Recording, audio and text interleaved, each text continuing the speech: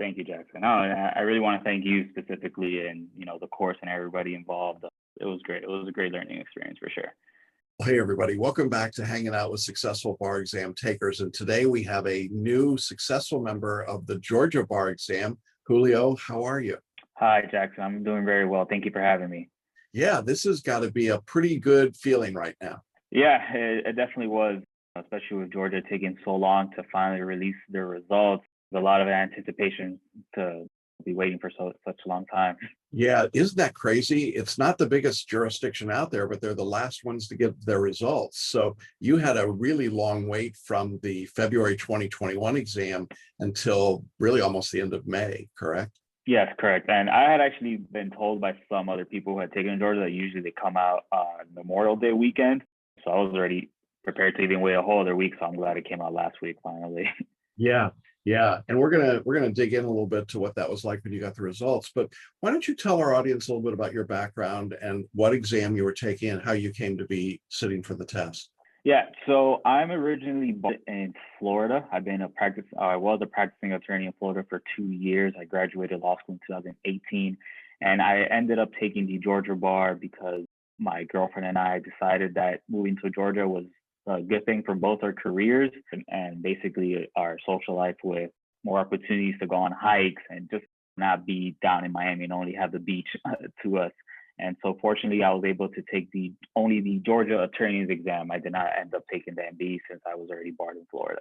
Yeah, I want to just stop there because people may not understand this, but in Georgia, there's a really wonderful rule that says that if you've been a member of another state's bar for at least a year, you don't have to take that second day of the exam, the MBE. You only sit for the what they call the attorney's exam, which are the essays and the performance test.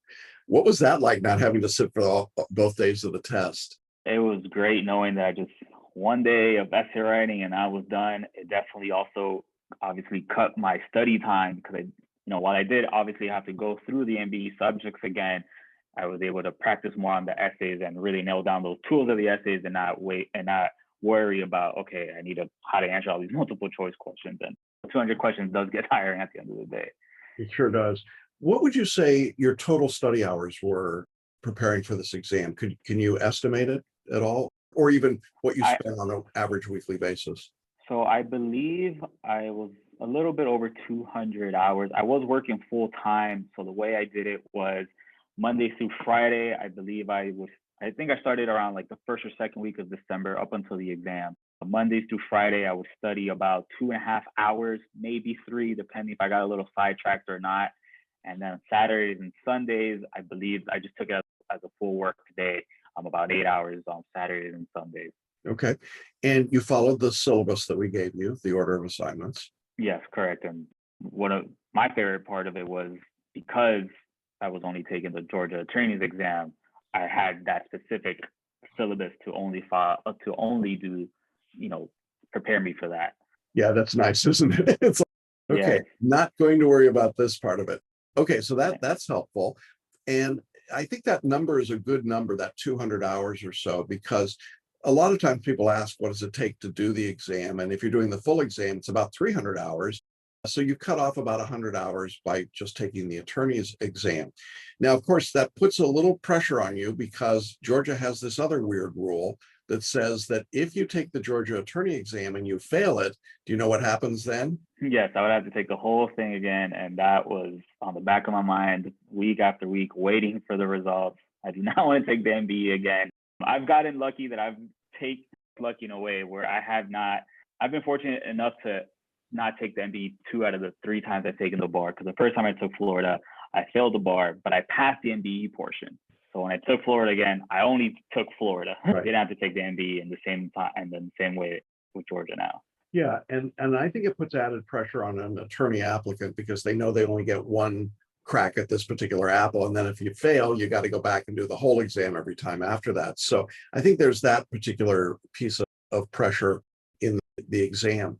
Having taken the Florida exam and the Georgia exam, a question that we often get from people is, are they comparable tests? Do you think one was harder than the other? I guess to the extent where Georgia was open book for the essays and Florida was not, and also the environment being as a big convention center in Florida and in Georgia taking it at home, I want to say that Georgia was a little bit easier than Florida just because of the open book, the environment that I was in. And I think having been an attorney for 2 years already, the MPT is like second nature.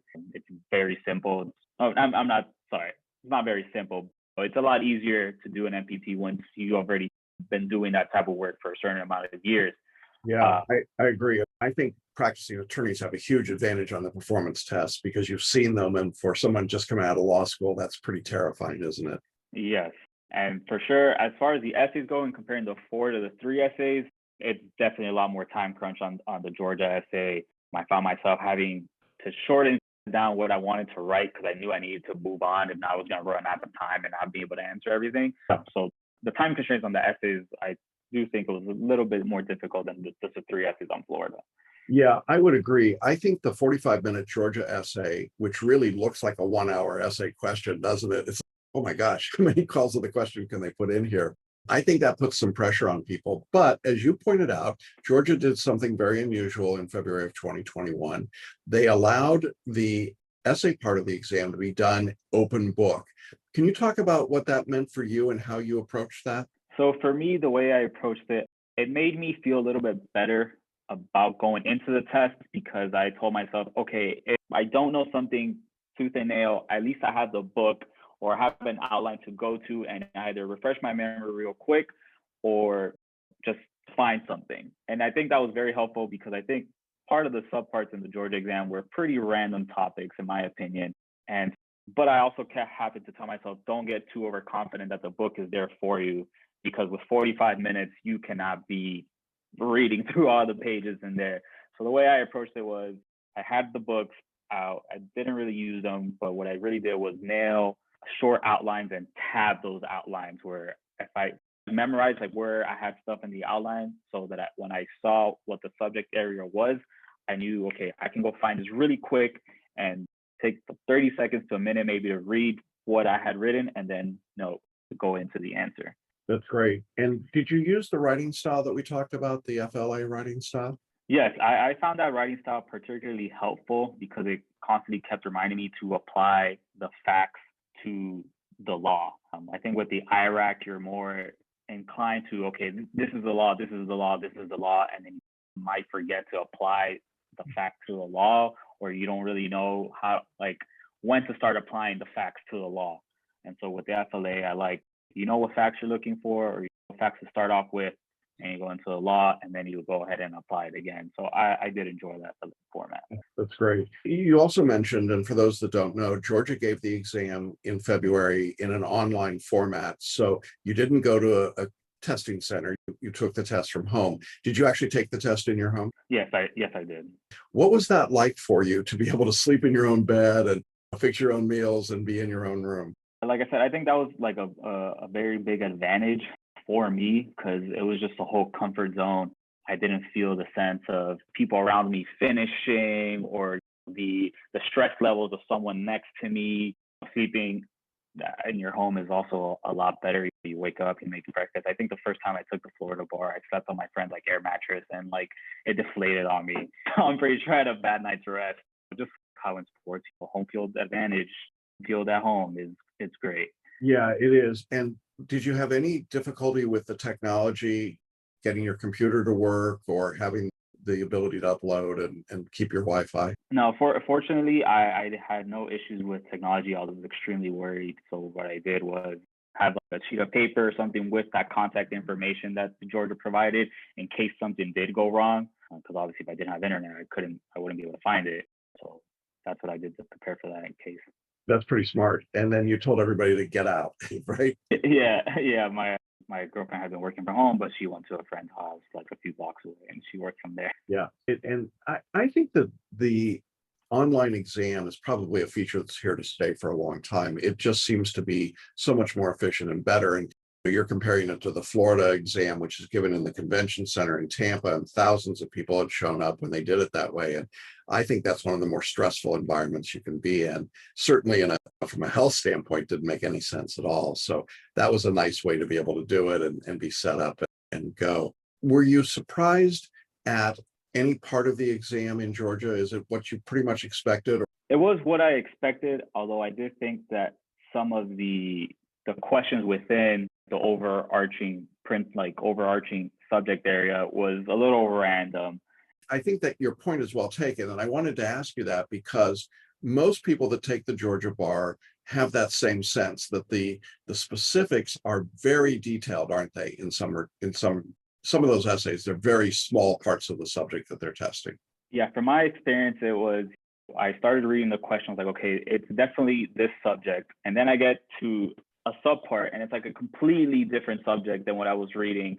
But then everything else is based on on that general subject area, but they included like one like little random tidbit of, hey, maybe let's just test this out real quick.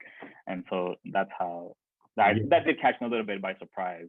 Yeah, that I think is part of the process. Let's talk a little bit about the performance test and drafting that online. That was not open book, obviously, because they give you the whole package, the library and the file. Was it challenging to do that in an online format versus having the actual documents in front of you? I want to say yes. Just it's a little hard for me to really answer that since it's the only way that I know it, right, online. Yes. But it is more difficult for sure to, if you're typing out something, to go ahead and scroll back up, and you might lose your sense of thought a little bit and going back up, as opposed to having something right next to me where I can be looking at it and also typing at the same time. I don't necessarily have to take my eyes off of it or anything like that. So that definitely was a little bit challenging, and also remembering or scrolling back up to find out, to look again for what I was looking for was a little challenging. Yes. Yeah. So you set up an outline on the document or in the computer and then started to fill in the outline as you were writing. Correct. Yeah. I tried as much to have something. Yeah. I think they did have scratch paper actually. So I did try to put down most of the important things on a sheet of paper so that I wouldn't be have to scroll up and down. Right. I much prefer to look side to side than. Yeah, I think it's a little bit more challenging than in the old days. Now we're talking about, in 2020, the old days when you could actually have the documents in front of you. But I think the scratch paper that they offered at least made that more manageable in Georgia. Because I believe that on the first time that they did online, they didn't allow scratch paper. Right. But fortunately, this time they did. And I was very happy when I read that you could have scratch paper. Yeah, I think they listened to the feedback from applicants that it was just almost too difficult to do it completely in a digital format. So interesting way. And of course, then you're done after a day and everybody else is taking the multi-state and you get to move on with your life. How hard was it for you to transition back into non-bar study while you're waiting for results? I went right back to work the day after I took the exam. That was what it is, what it is. I'm done with it. I goes back to work. Although I did find myself with a lot of free time after getting off of work. So I was very happy about that. Oh, what do I do with my life right now? So just getting back into the groove of things. Yeah. So tell me about the day the results came out. There wasn't any warning, they just appeared. What was that like for you? It's very nerve-wracking regardless. I think I had looked like 2 or 3 days before, seeing like whether there was an announcement. I hadn't seen anything. And so part of me in preparing for the results to come out, I wasn't as nervous because my current job now is immigration. So I was like, even if I don't pass this, I still get to be a practicing attorney in immigration. And I was actually in a work meeting and I get a notification from an email from the Georgia bar. I'm like, oh my God, the results are out. And for the next hour while I was in my work meeting, my heart was still pounding. When I finally got back to my computer, I was very nervous to check regardless, even though I knew if I didn't pass, it would be okay because I would still be able to continue my job in the same capacity as if I did pass. But still, it's just very nerve-wracking, and it's such a sigh of relief once you achieve the passing score. But when I first started reading it, I was like, oh, I thought someone told me that it immediately tells you congratulations. And this time, I guess it wasn't like that. So I'm pretty sure my heart stopped for like a good 30 seconds. Yeah, I bet it did. And then who'd you call first? I called my mom first. Well, I texted my girlfriend first, and then I called my mom, and then I started telling people on my job. Okay. So mom, you came in a close second. Yeah. All right. Hopefully she won't be offended by that. That's great. And it is such a great feeling. I want to know what advice you would have for somebody who is preparing to take the exam in Georgia. You've done a couple of bars now, you've had some different experiences. What would you tell somebody that's getting ready to sit for the exam? I think number one, I would tell them to trust your bar review, and especially if you choose yours, Jackson. I think the way that you explain stuff and how the lectures aren't necessarily verbatim to what the reading is. When I took Florida, I did Kaplan, and their lectures are literally just going straight down the outline. So it gets a little repetitive and like boring and mundane. But with your lectures, it was like an interaction between your lectures and the reading. So that was very helpful. So number one, I would say trust what the syllabus is. You might think that you need to go back or do something. No, trust the syllabus. And then number two, I would say is don't overexert yourself. There were times where I knew, say, I needed to study more because I hadn't got into the amount of hours I wanted to study in a night, but I was just tired.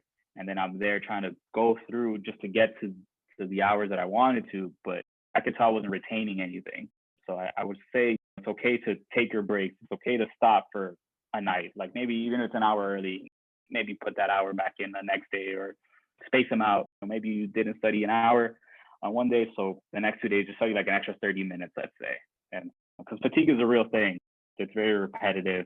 So at some point when you start to try to push yourself and you're not retaining anything, you're just basically wasting your time, and it's not helpful. Yeah, I think the quality of study really matters. It's not just the quantity, but it's the quality, and knowing when to stop, when to say that's it for the day and I'm done is a big important part of this. I think it helps to have had the experience of taking a bar exam too, doesn't it? That you know what this process is like going back in. Did you feel like that gave you a bit of an advantage? Yeah, I definitely do think that way. And basically also from the fact that you have more of a knowledge of, okay, this is what they're looking for, or if it's this type of subject area, this is how they want you to answer this, or what they're looking for in this answer, as opposed to just throwing everything that you might know about a subject area. There's certain things that they really want to look for. And I think one of my favorite parts in your lectures were always reminding you is it's not necessarily the law it's more the application. So don't freak out if you don't remember, what the rule of perpetuity is, let's say, because no one knows what that is, or just go ahead and try to apply it as best you can, and that will take you a long way. Yeah. And I'm sure the rule against perpetuities comes up every day in immigration law, doesn't it? Oh, I heard it the other day around my office somewhere, and I was like, oh, still don't know what that is.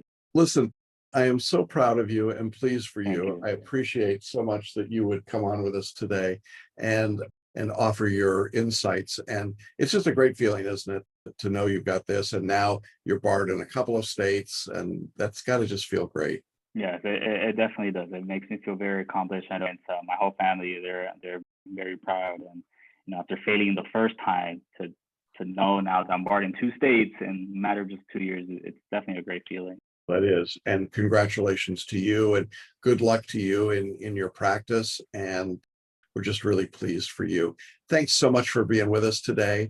To our audience, we appreciate you being with us. Hope that this was insightful. I think it probably was, and encouraging. Definitely was that. And we will sign off, and we'll see you again next time. Thanks, everybody. Bye-bye.